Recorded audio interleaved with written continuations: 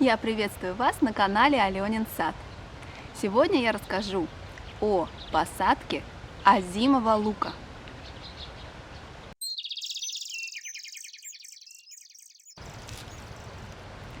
Мало еще кто знает о таком способе посадки лука, как под зиму. Но еще меньше людей знают даже среди опытных садоводов о том, что существуют специальные сорта озимого лука, которые устойчивы к стрелкованию и которые лучше всего даже высаживать под зиму. Например, это такие сорта, как Радар, Штутгартен, Шекспир или, как я сегодня вам показываю, сорт Трой. На моем участке очень сложные условия для выращивания лука. Он находится в низине, здесь очень сыро, очень холодно, даже летом, то есть вода и сырость. И лук болеет активно очень пироноспорозом. Начиная с середины июля, буквально мгновенно все сгорает от этого неприятного заболевания. И моя соседка мне посоветовала: так ты просто посади лук озимый, и эти проблемы уйдут. Так я и сделала. И впервые у меня вырос замечательный лучок, который соответствует всем стандартам самого лучшего лука. Вы можете это увидеть сами. И этот лук пришлось убирать уже в середине лета, то есть до того, как разбушевался пироноспороз. А тот лук, который я сеяла семенами, рассадой и сеянкой, он весь погиб, не дожив совершенно до осени.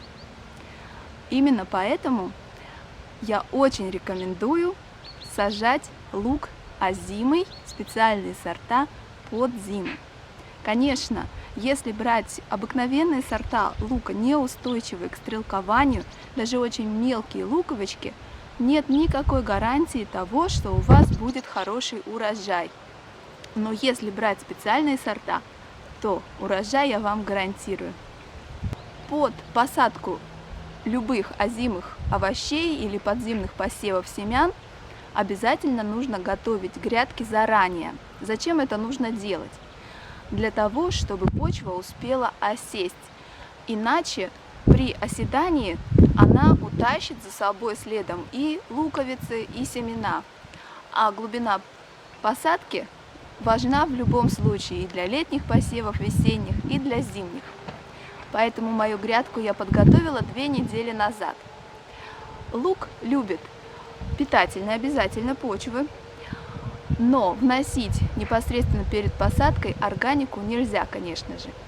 А вот золу или калийные удобрения и мою любимую яичную скорлупу нужно обязательно внести перед посадкой.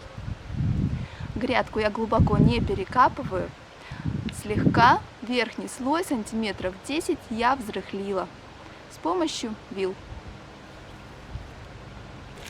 Каковы сроки посева? Ну вот у нас сегодня 11 октября. Сегодня ночью был первый заморозок. И я решила сеять лук именно сегодня. Можно это сделать и гораздо позже, до середины ноября в наших условиях. Как определить для разных регионов? Какой срок? Приблизительно за 2-3 недели до того, как установится устойчиво морозная погода или ляжет на постоянку снег и замерзнет верхний слой почвы. Вы знаете свои регионы, вы знаете вашу погоду, ориентируйтесь по этим срокам. Это и для тюльпанов характерно, и для лука, и для чеснока. Зачем нужны эти 2-3 недели? Для того, чтобы луковицы успели укорениться, но не начали расти. Если лук поспешить и посадить слишком рано, то он может прорасти, что ничего страшного. Померзнет перо, луковицы не замерзнут, они будут на следующий год расти. Но замерзшие вот эти листики затем начнут гнить, и они просто станут воротами для инфекции. Не факт, что лук сгниет, но зачем нам так рисковать? Итак, приступим к посадке озимого лука. Перед посадкой лук нужно обязательно отсортировать, убрать все плохие заболевшие луковки и убрать все луковки, которые больше 1 сантиметра в диаметре. Потому что чем крупнее, тем больше шанс на стрелкование в следующем году. Нам нужны вот такие вот маленькие, симпатичные луковки.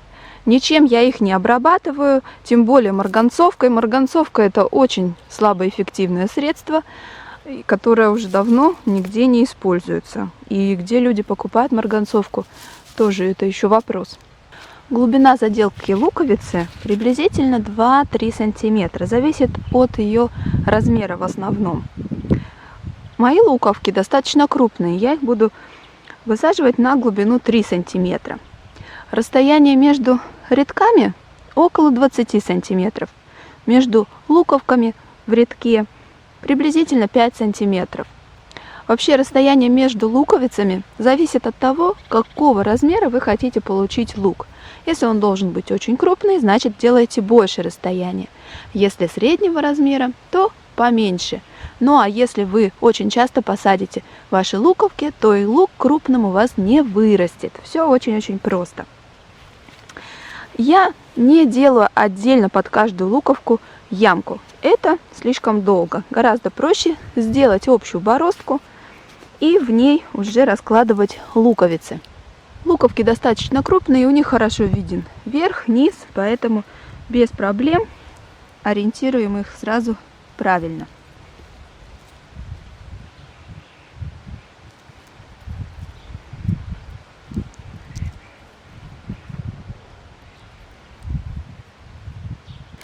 Кстати, для того, чтобы каждой луковице доставалось больше света в летний период, в следующем рядке можно высаживать луковки в шахматном порядке. Нужно ли сыпать песок под луковицу, сверху луковицы? Мой ответ однозначный: не нужно. Вы же не сыпете песок, когда сеете обычную сеянку или семена луковые, вы сеете лук на семена. Это не играет никакой роли. Лук не будет гнить, если вы его сажаете на обычные огородные грядки или тем более на высокие грядки. Он будет гнить, если вы неправильно выбрали место, где-нибудь, где застаивается вода по весне, где очень сыро и темно. Конечно же, луку нужно достаточно проветриваемое место, солнечное. В таких условиях он не будет гнить, и песок в этом вам совершенно никак не поможет. С песком высаживают какие-нибудь очень ценные сорта тюльпанов, которые нужно сохранить, что-нибудь дорогое. Ни чесноку, ни луку песок, в общем-то, не нужен.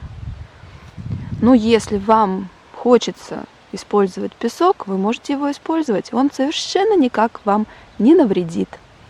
Теперь посадку нужно засыпать почвой. Нужно ли использовать для этого компост специальный или торф, или просто садовой почвой? Мой ответ, опять же, можно просто той же почвой, которая вот на грядке находится. Ну а можно компостом, можно торфом. В общем-то, без разницы, чем вы будете сверху его засыпать. Просто берете грабли, разравниваете все эти бороздки, посадка закончена. Если вы живете в регионе с очень суровыми зимами, с малоснежными, морозными, то можно набросать сюда лапника для дополнительного утепления. В нашем регионе такая мера не нужна.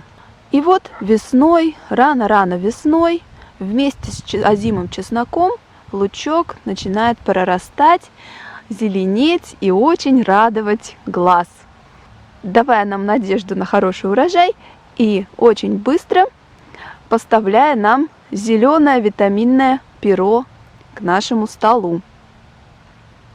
Если у вас остались какие-либо вопросы по посадке озимого лука, пишите мне их в комментариях, пишите ваши замечания. Не забывайте подписываться на канал Аленин сад. Всего вам доброго и до свидания.